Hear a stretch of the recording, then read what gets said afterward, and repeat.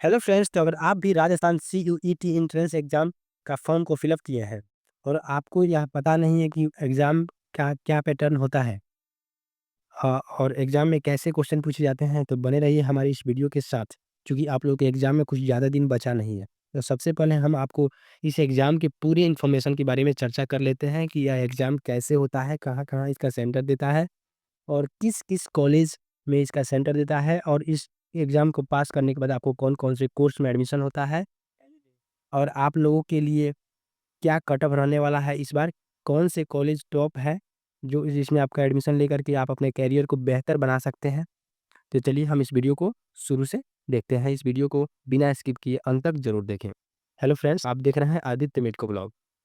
पहले भी हम आपको बता चुके हैं कि हम Rajasthan BSc nursing entrance exam को दे चुके हैं। मेरे पास एग्ज़ाम का सिलेबस भी है और एग्ज़ाम का क्वेश्चन भी है, तो हम आपके साथ शेयर कर सकते हैं। इसके लिए आप हमारे व्हाट्सएप चैनल पर लिंक है डिस्क्रिप्शन बॉक्स में, वहाँ पे आप जुड़ सकते हैं और वहाँ से आप अपना प्रिपरेशन को स्टार्ट कर सकते हैं मेरे साथ। राजस्थान में पहली बार ऐसा हुआ है कि आप लोगों के लिए सीयूईटी टेस्ट के नाम पर फॉर्म को फिल अप कराया गया है।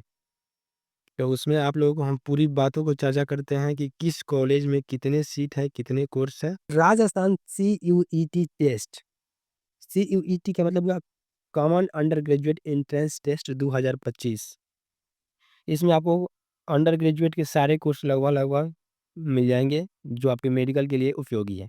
जैसे BSc nursing, BPT, BRT, BSc MLT, BSc ophthalmic technician, B pharma, D pharma, MMU, बाकी सारे कोर्स आपके सामने मिल जाएँगे। सबसे पहले हम बात कर लेते हैं कि अगर आप बीएससी नर्सिंग बीपीटी कोर्स करते हैं, तो आपको कैसे-कैसे कॉलेज मिल सकता है और किस कॉलेज में कितने सीट है, इन सब बातों पर हम चर्चा करने वाले हैं।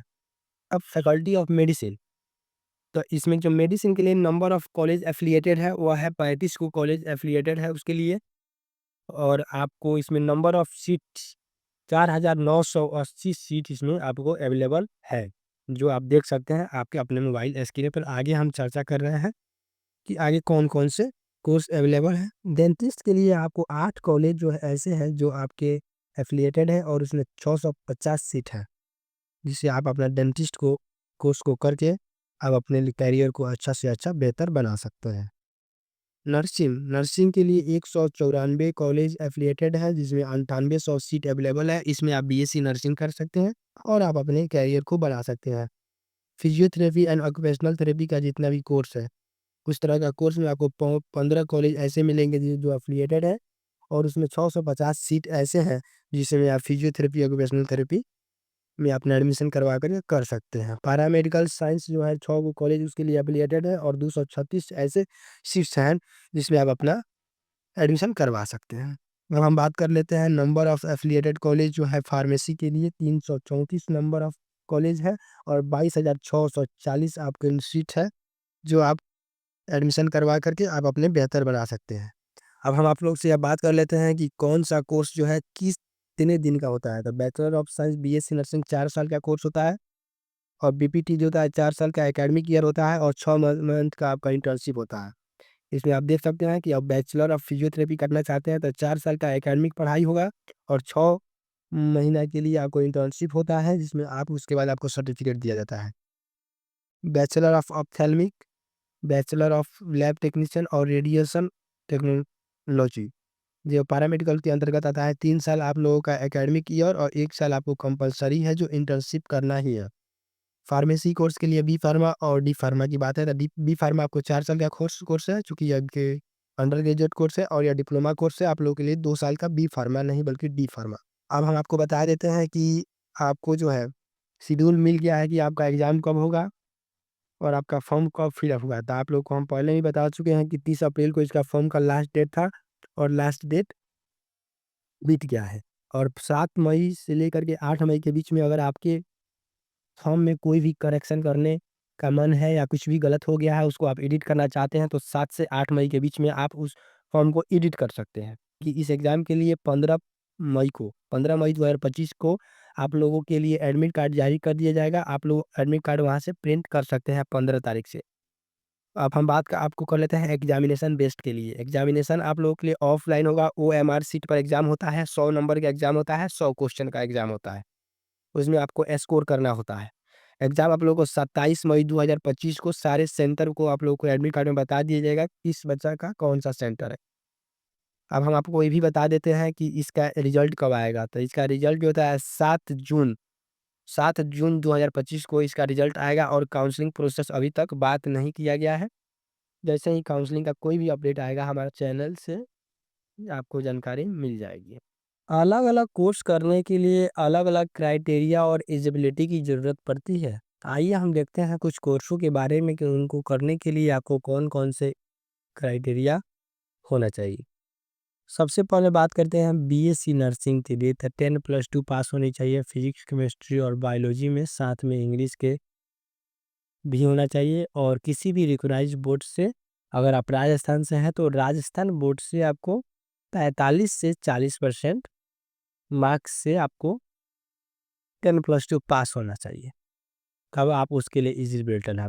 BPT के लिए बात कर लेते हैं, बैचलर ऑफ फिजियोथेरेपी के लिए। इसके में भी फिजिक्स, केमिस्ट्री और बायोलॉजी इंग्लिश के साथ 45% जनरल कैटेगरी के स्टूडेंट के लिए और 40% ST SC के स्टूडेंट के लिए क्राइटेरिया रखा गया है 10+2 पास के लिए।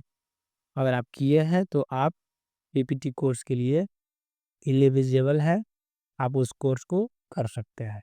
पैरामेडिकल करने के लिए आपको 10+2 पास होना चाहिए किसी भी रिकॉग्नाइज्ड बोर्ड से। अगर राजस्थान में है तो राजस्थान बोर्ड से, और 50% मार्क्स होनी चाहिए फिजिक्स, केमिस्ट्री, बायोलॉजी से। अगर आप मैथ से भी हैं इंग्लिश के साथ तो आप भी कर सकते हैं। अगर आप हमारे चैनल पे नए हैं तो चैनल को सब्सक्राइब करके वीडियो को लाइक करें और वीडियो को ज़्यादा से ज़्यादा हो सके तो अपने दोस्तों और अपने ग्रुपों में शेयर करें, ताकि उन लोगों को भी यह नोटिफिकेशन आसानी से मिल जाए और वे लोग भी अपने एग्ज़ाम का प्रिपरेशन में लग जाएं। चूँकि आप लोगों के एग्ज़ाम के लिए ज़्यादा समय बचा नहीं है। लगभग सारे कोर्सों के लिए 10+2 क्राइटेरिया रखी गई है। फिजिक्स, केमिस्ट्री, बायोलॉजी से हैं तब भी आप कर सकते हैं, और मैथ से हैं तब भी आप बी फार्मा या डी फार्मा कोर्स कर सकते हैं। आगे हम आप लोग से चर्चा करते हैं कि एज लिमिटेशन के बारे में।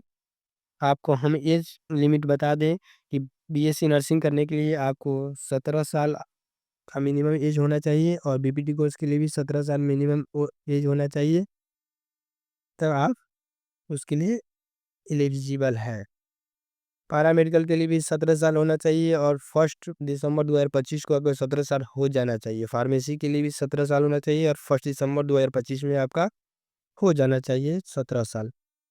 अब हम दूसरा बात कर लेते हैं कि शेड्यूल आपको दिखाया गया है कास्ट वाइज कितने परसेंट रिजर्वेशन सीट है। SC के लिए 16% रिजर्वेशन सीट है, और ST के लिए आपको 12% रिजर्वेशन सीट है, और OBC NCL के लिए 21% रिजर्वेशन सीट है, और MBC रिजर्वेशन के लिए आपको NCL के लिए 5% रिजर्वेशन सीट है, और इकोनॉमिकल यानी कि वीकर यानी कि EWS के लिए 10% रिकॉग्नाइज्ड सीट है। लेकिन आपको हम ये भी बात बता चुके हैं कि अगर आप राजस्थान से नहीं बल्कि अदर स्टेट से हैं तो आपका एक भी रिजर्वेशन सीट में आपको जगह नहीं मिलेगा, क्योंकि आप UR में चले जाइएगा। आप किसी भी कास्ट से हो, अगर अदर स्टेट से हो तो आपको रिजर्वेशन नहीं मिलेगा। इसमें प्राइवेट कॉलेज, गवर्नमेंट कॉलेज, सारे कॉलेज एफिलिएटेड हैं। आप इन सारे कॉलेजों में इसी एग्ज़ाम के थ्रू एडमिशन ले सकते हैं और आप अपने भविष्य को उज्ज्वल बना सकते हैं। तो मेरी गॉड से यही प्रार्थना है कि आप जितने भी लोग इस फॉर्म को फिलअप किए हैं, इन सारे लोगों का एग्ज़ाम अच्छे से बीते, और आप लोगों के एग्ज़ाम में अब ज़्यादा समय बचा नहीं है, इसीलिए आप अपना अभी से पढ़ाई स्टार्ट कर दें। किसी भी समस्या का समाधान हो, पिछले साल का अगर आपको क्वेश्चन चाहिए तो आप हमारे व्हाट्सएप चैनल पे जुड़ जाएं। वहाँ पे मैं पिछले साल का क्वेश्चन अपलोड कर दिया हूँ, वहाँ से आपको मिल जाएगा। इससे आपको क्वेश्चन देखने से आपको अनुभव मिलेगा। और आप हमारे चैनल पर नए हैं तो चैनल को सब्सक्राइब करें, वीडियो को लाइक करें, और वीडियो को ज़्यादा से ज़्यादा हो सके तो शेयर करें, ताकि और स्टूडेंट को भी इस जानकारी के बारे में पता चल सके और उनका भी एग्ज़ाम अच्छा से संपन्न हो सके। आपको एक बार और डॉक्यूमेंट का लिस्ट दिखा देते हैं कि आपको कौन कौन से डॉक्यूमेंट ले करके जाना है अगर आपका सिलेक्शन हो जाता है तो फर्स्ट ऑफ ऑल आपको बता देते हैं कि आप जो पेमेंट किए हैं, आप जो फॉर्म को फिलअप किए हैं उसका पेमेंट प्रूफ होनी चाहिए आपके पास, पेमेंट प्रूफ। उसके बाद आपको डेट ऑफ बर्थ के साथ मार्कशीट में जो सर्टिफिकेट है वह मार्कशीट का सर्टिफिकेट में जो डेट ऑफ बर्थ डाला गया है वह डेट ऑफ बर्थ सर्टिफिकेट यानी कि जन्म प्रमाण पत्र, 10th का ISC का मार्कशीट, 10+2 का मार्कशीट होने चाहिए। कॉपी ऑफ फोटो ID, आपको एक पैन कार्ड या वोटर ID कार्ड या गवर्नमेंट PSU कार्ड या स्कूल ID कार्ड या 10+2 के एग्जामिनेशन के एडमिट कार्ड या आधार कार्ड अगर आपके पास हो तो आपका काम हो जाएगा। बात करते हैं कि 4 गो पासपोर्ट साइज फ़ोटो चाहिए, नाम fixed on application form also uploaded. 5 number हो गया। 6 नंबर की हम बात कर लेते हैं कि domicile certificate of Rajasthan state. अगर आप राजस्थान स्टेट से हैं तो आप लोगों को डोमिसाइल सर्टिफिकेट चाहिए, अगर आप अदर स्टेट के हैं तो आपको डोमिसाइल सर्टिफिकेट नहीं चाहिए। कास्ट सर्टिफिकेट चाहिए आप लोगों का, आप सब कैटेगरी से अगर हैं तो भी आपको कास्ट सर्टिफिकेट चाहिए। अगर आप PWD हैं, किसी भी एंगल से आप हैंडीकैप हैं तो PWD सर्टिफिकेट चाहिए। PWD सर्टिफिकेट लेने के बाद आपको PWD सर्टिफिकेट को जांच होगा और आपको भी बुला करके जांच किया जाएगा कि आप सर्टिफिकेट गलत बनवाए हैं या सही। EWS सर्टिफिकेट अगर आपके पास है तो EWS सर्टिफिकेट भी आप दीजिए। डिफेंस सर्टिफिकेट भी आप दीजिए। माइग्रेशन सर्टिफिकेट आप दीजिए। Any other regulation certificate. Video को ज़्यादा से ज़्यादा शेयर करें। Thanks for watching this video.